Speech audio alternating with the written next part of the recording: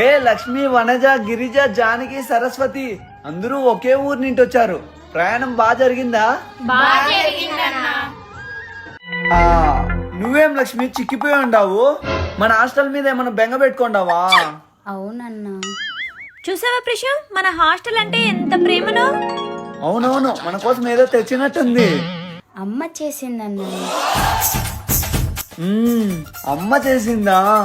కమ్మగా ఉంది. Thank you అన్నా. ఇవన్నీ తిన్నావనుకో గ్యాస్ ఫామ్ అవుతుంది, లావ్ అయిపోతావు, సరిగా చదవలేవు.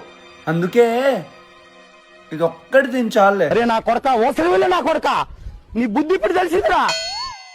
హే చదువురాను సరస్వతి, ఎలా ఉన్నావు? బాగున్నా అన్నా.